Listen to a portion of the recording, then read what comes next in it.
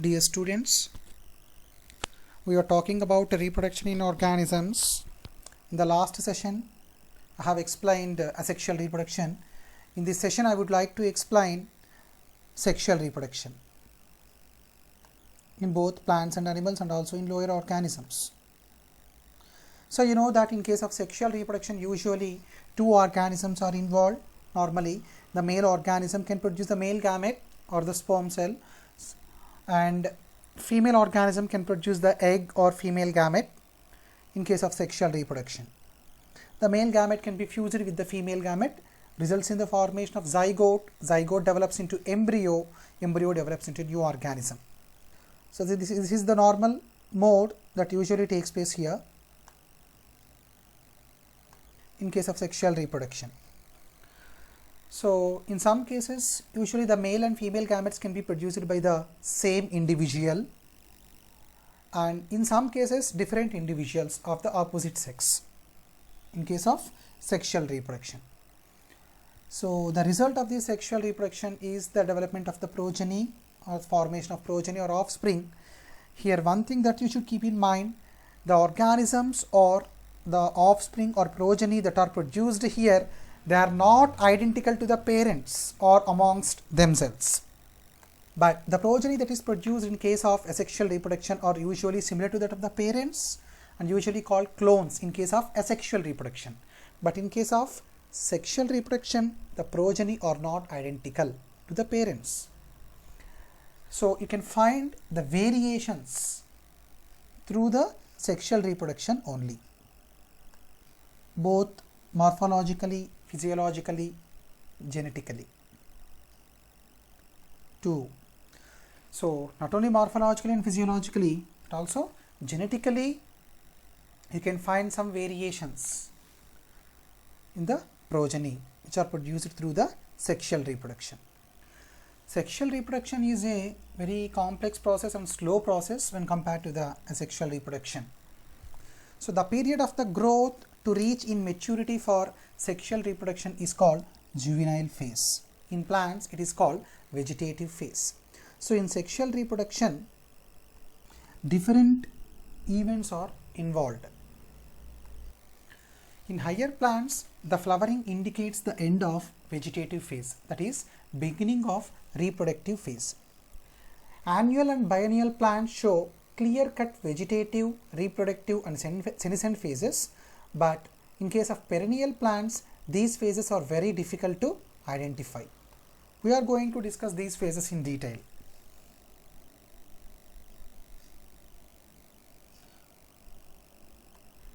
Annual plants are the plants, they complete their life cycle in 1 year. They germinate, grow and bear fruits and die off within an year. Generally, all herbs and plants belonging to the grass family exhibit this type of life cycle, that is annual. So mustard, watermelon, lettuce, corn, wheat are the few examples of the annual plants. Now coming to the biennials. Biennials are the plants, they complete their life cycle in 2 years. That's why they are called biennials. Biennials usually develop stems, roots and leaves in first year. In the second year, they yield flowers and bear fruits. A few herbs are also classified as biennials, including spinach. And other herbs also like carrot, cabbage, radish, onions, etc. are the examples of the biennials. Now coming to the perennials. Perennials are the plants which complete their life cycle in more than 2 years. Example, banana, ginger, mango, coconut, palm, banyan, etc. They are all examples of the perennials. So annual and biennial plants show clear-cut vegetative, reproductive and senescent phases. In perennial plants, these phases are very difficult to identify. Some plants exhibit unusual flowering. Example, bamboo. Bamboo species flower only once in their lifetime, after 50 to 100 years, and produce large number of fruits and they die. Another example, Strobilanthes kuntiana, Nilkurinji. flowers once in 12 years. In animals, juvenile phase is followed by morphological and physiological changes prior to active reproductive behavior. Birds living in nature lay eggs only seasonally. However, some birds in captivity, that is an example, poultry, can be made to lay eggs throughout the year. So before the active reproductive behavior, you can find some physiological changes and morphological changes in the organisms. So here juvenile phase is followed by changes like morphological and physiological changes prior to active reproductive behavior. Those morphological and physiological changes we are discussing in detail.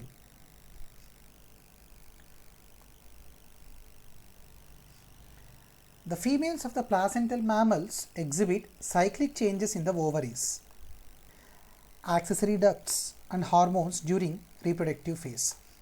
The cyclic changes is called estrous cycle in non-primates and menstrual cycle in primates. So primates are the organisms which have well developed hands and feet with fingers and toes. Primates have well developed and large brain. Eyes are forward on the head, giving them stereoscopic vision. These are primates. So cyclic changes in primates is called menstrual cycle. The primates example: humans, apes, monkeys. And cyclic changes in non-primates like cows, dogs, sheep, deer, rat, tiger. These are examples of the non-primates. So cyclic changes in the non-primates is called estrous cycle. So during menstrual cycle, broken endometrium is released or passed out. This menstrual cycle usually occurs in primates and blood flows in last few days of the cycle. In case of estrous cycle, broken endometrium is reabsorbed in case of non-primates. Based on breeding season, mammals are of mainly two types: seasonal breeders and continuous breeders. So seasonal breeders are the breeders, usually the mammals living in natural conditions exhibiting reproductive cycles only during favorable conditions. So seasonal breeders are the breeders, they can reproduce under favorable conditions. Continuous breeders are the breeders, they are reproductively active throughout their reproductive phase. They are called as continuous breeders. So dogs and cattle are the best example for the seasonal breeders, and mouse or rats, rabbits are the examples of the continuous breeders. This is about the reproductive phase. Now coming to the senescent phase. Senescent phase is nothing but old age. It is the last phase of the lifespan and end of the reproductive phase. During this senescent phase, you can find different changes occur in the body. That is, the metabolism, the rate of the metabolism is very slow, and which ultimately leads to death of the organism. So if you take the plants here, you can find this is the vegetative phase, next reproductive phase, next senescent phase, next death.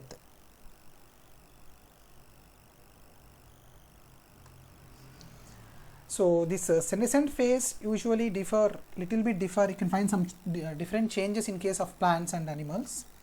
In plants and animals, hormones cause transition between juvenile phase, reproductive phase and senescent phases.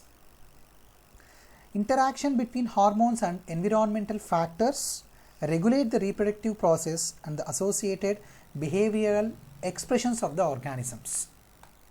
You can find the changes in the behavior of the organism once it reaches the senescent phase.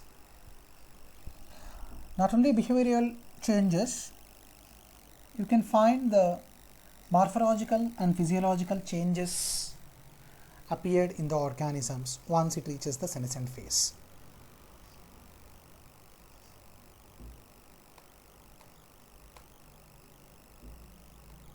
Now coming to the stages or events in the sexual reproduction. There are mainly three different phases or stages in the sexual reproduction, that is pre-fertilization, fertilization and post-fertilization. So again, this pre-fertilization can be segregated into two phases, two subphases, gametogenesis and gamete transfer. We are going to discuss each and everything in detail. First, coming to the pre-fertilization events. So the name itself indicates the changes or the events that takes place before fertilization are called pre-fertilization events. So the events prior to the fusion of gametes are called pre-fertilization events. So those two events are gametogenesis and gamete transfer. These are the two pre-fertilization events. First, coming to the gametogenesis. Gametogenesis means, genesis means production, gamete means gametes. Production of gametes is called gametogenesis. So fertilization is nothing but the fusion of male and female gamete. It is also called syngamy. So for fertilization, gametes are involved in the fertilization process. So first, gametes should be produced in the organisms, that is called gametogenesis. Later, the gametes which are formed should be transferred into the female organism in case of internal fertilization for the formation of zygote. So these two events, gametogenesis and gamete transfer, are the two events comes under pre-fertilization. First, coming to the gametogenesis. So gametogenesis means it is the formation of male and female gametes by the male and female organisms respectively. So usually gametes are haploid in nature, and you can find the two types of the gametes, male gametes and female gametes, based on the sex, and you can find the homogametes and heterogametes based on the morphology. So first, coming to the homogametes. Homogametes are usually called isogametes. Here both male and female gametes are morphologically similar, and you cannot categorize or differentiate which is male gamete and which is female gamete. Hence those gametes are called homogametes. So homogametes are similar gametes. They cannot categorize into male and female. Example, some algae like Cladophora. Now coming to the heterogametes. The male and female gametes are distinct types, or differ in their morphological features, and male gamete is called antherozoid or sperm, and the female gamete is called ovum. In majority of the sexually reproducing organisms, the gametes produced are of two morphologically distinct types, hence they are called heterogametes. The example for the heterogametes are fucus, human beings, etc. Gametes are usually produced by a process called meiosis. Now coming to the sexuality in organisms, whether they are bisexual or unisexual. Usually sexual reproduction takes place between the two gametes which are formed from two different individuals.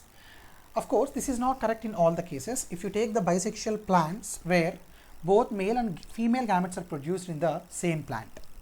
So male and female reproductive structures present in the same individual, then those are called bisexual plants. Example, Hibiscus pisum sativum, that is pea plant.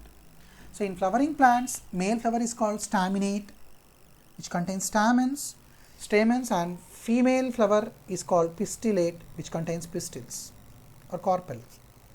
If female and male flowers are present on the same plant, then it is called monoecious. Example, cucurbits and coconuts. So bisexual animals are also called hermaphrodites, where you can find both male and female sex organs in the same organism. Example, earthworms, leech, sponge, tapeworm, etc. If female and male reproductive structures are present on the different individuals, then it is called unisexual organism or organisms. In case of unisexual organisms, male and female reproductive structures are present on different individuals. If male and female flowers are present on different plants, then it is called dioecious. Example, papaya and date palm. If you take the Marchantia bryophyte, is also example for the dioecious. Male thallus and female thallus you can find in different organisms.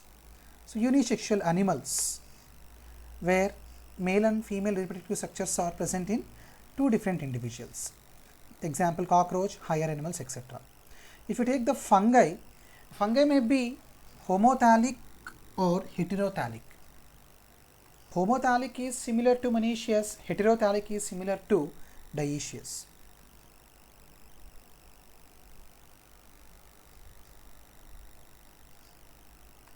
Homothallic, which is almost similar to bisexual, and heterothallic also similar to unisexual.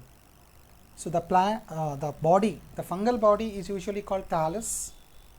So hence it is called homothallic or heterothallic. Now coming to the cell division during gamete formation. So we already discussed that gametes are formed by the process of meiosis, and the cells which undergo meiosis are called meiocytes or gamete mother cells. So gamete mother cells undergoes meiosis and produces the haploid gametes. Many monerians, fungi, algae and bryophytes have haploid parental body. They produced haploid gametes by the process of mitosis. If the body is haploid, and the gametes are produced by the process of mitosis. If the body is diploid, the gametes are produced by the process of meiosis. So pteridophytes, gymnosperms, angiosperms and animals have diploid parental body. So the parental body is diploid. So the diploid parental body undergoes meiosis and produces the haploid gametes. So in higher organisms, gametes are produced by the process of meiosis. In lower organisms, haploid gametes are produced by the process of mitosis, because in most of the lower organisms the main parental body is haploid. In most of the higher organisms the main parental body is diploid. The chromosomal number usually differs from one organism to the other organisms. In case of meiocytes of the human beings, the number of chromosomes will be 46, that is diploid, and in gametes the number of chromosomes will be 23, that is haploid. So gametes are always haploid, meiocytes are always diploid. So the number of meiocytes of different organisms, here human being has 46 chromosomes and gametes having 23. Housefly has 12 chromosomes in the meiocytes and 6 chromosomes in the gametes. Rat has 42 chromosomes in meiocytes and 21 chromosomes in gametes. Dog has 78 chromosomes in the meiocytes and 39 chromosomes in gametes. Cat has 38 in meiocytes, 19 in gametes. Fruit fly has 8 in meiocytes, 4 in gametes. Ophioglossum has 1260 chromosomes in meiocytes and 630 in gametes. Ophioglossum is a fern, is also called adder's tongue fern or snake tongue, which comes under pteridophytes. Apple has 34 chromosomes in meiocytes and 17 in gametes. Rice has 24 chromosomes in meiocytes and 12 in gametes. Maize has 20 chromosomes in meiocytes and 10 in gametes. Potato has 48 chromosomes in meiocytes and 24 chromosomes in gametes. Butterfly has 380 chromosomes in meiocytes and 190 chromosomes in gametes. Onion has 16 chromosomes in meiocytes and 8 chromosomes in gametes. So if you keenly observe here, the number of chromosomes usually differ from one organism to the other organism. So the number of chromosomes are usually reduced to half in case of gametes when compared to the meiocytes. Now coming to the second event, that is gamete transfer. So first we have discussed about gametogenesis, how the gametes are formed. Now we are discussing gamete transfer. So male gametes need a medium to move towards female gamete for fertilization. So fertilization is a phenomena in which male gamete can be fused with the female gamete, results in the formation of zygote, that is called fertilization. So for that the gametes should be transferred here for the process of fertilization. In most of the organisms, male gamete is motile and the female gamete is stationary. But in some fungi and algae, both types of gametes are motile. Now Chlamydomonas, if you take the Chlamydomonas, is one of the algae in which both gametes are motile. Plasmodiophora, Syncytium are the two examples of the fungi where both male and female gametes are motile. So in most of the cases, male gamete is small motile and female gametes are usually large non-motile. Bryophytes also require water for their sexual reproduction. So in simple plants like algae, bryophytes and pteridophytes, gamete transfer takes place through the water medium that we already discussed. So to compensate this loss of male gametes during transport, large number of male gametes are produced. So usually male gametes are produced in larger number and female gametes are usually very small number.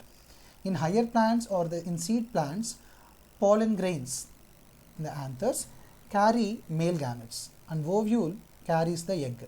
Pollen grains are transferred to the stigma. When pollen grain falls on the stigma, the pollen grain can produce the pollen tube. The pollen tube can grow towards the ovule and the male gametes can be transferred. This is how the sexual reproduction takes place in the plants, where one of the male gamete can be fused with the egg cell, another male gamete fuses with the secondary nuclei. So that's why it's called double fertilization in case of angiosperms.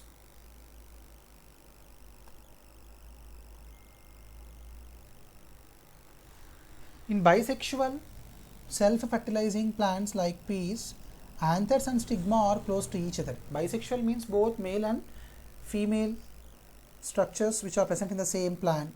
So transfer of pollen grains is easy in case of bisexual plants.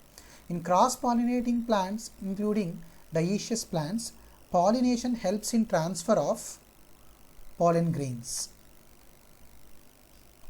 So pollination takes place by wind, insects and rarely water in case of higher plants. So pollination helps in transfer of pollen grains. Pollen grains germinate on the stigma. So this is the stigma. Whenever the pollen grain falls on the stigma, what happens? The pollen grain can produce the pollen tube and reaches the ovule and discharge the male gamete near the egg. So in dioecious animals, the fertilization helps for successful transfer and coming together of gametes. So fertilization is a process in which the male gamete can be fused with the female gamete to form a diploid zygote. So in rotifers, honeybees, some lizards, birds like turkey, etc., the female gamete develops into new organism without fertilization. This is called parthenogenesis. So parthenocarpy is different from parthenogenesis. Development of fruit without fertilization is called parthenocarpy. So female gamete develops into new organism without fertilization is called parthenogenesis. Now coming to the fertilization. So we have completed the pre-fertilization events. Now coming to the fertilization. Fertilization is also called syngamy. As we already discussed, the fusion of male and female gametes is called fertilization. So fertilization is of mainly two types: external fertilization and internal fertilization. If the fertilization takes place outside the living organism, then it is called external fertilization. If the fertilization takes place within the female organism, then it is called internal fertilization. So syngamy occurs in the external medium, that is water. So zygote is formed outside the body in case of external fertilization. Most of the aquatic organisms, many algae, bony fishes and amphibians exhibit this type of external fertilization. So these organisms usually release the large number of gametes into the surrounding medium to ensure syngamy. The main disadvantage of external fertilization is the offsprings are extremely vulnerable to predators, and the survival rate of the offspring is very low. Once the progeny survived, again it is very difficult for them to hide from predators up to adulthood. Now coming to the internal fertilization. Here, in case of internal fertilization, so syngamy or fertilization occurs inside the organism. Example, terrestrial organisms belonging to fungi, animals like reptiles, birds, mammals, and plants like bryophytes, pteridophytes, gymnosperms and angiosperms can exhibit internal fertilization. In this, non-motile egg is formed inside the female organism. If you take the animal here, non-motile egg is formed here. The sperms which are formed from the cock enter into the hen, where the sperm can be fused with the egg cell within the female organism. So here in this, non-motile egg is formed inside the female body to where motile male gamete reaches and fuses. This is in case of animals. In case of plants also, the non-motile male gametes are carried to female gamete by pollen tubes. So there is large number of sperms produced, but the number of eggs is very low. Here the survival rate of the progeny is very high, and there is protection from the predators because the organism is developed within the mother in case of internal fertilization. So after fertilization, the result is the formation of the zygote. Zygote is a single cell. So the life usually begins with the zygote. Development of zygote depends on the type of the life cycle of the organism and the nature of the environment. In fungi and algae, zygote develops a thick wall that is resistant to desiccation and damage. It undergoes a period of rest before germination.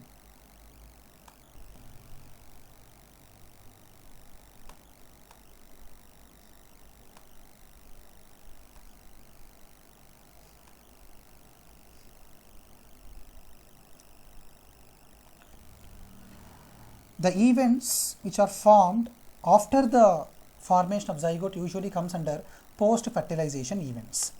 So till the formation of zygote, it comes under fertilization. From the zygote to the development of embryo, this all comes under post-fertilization events. So in organisms with haplontic life cycle,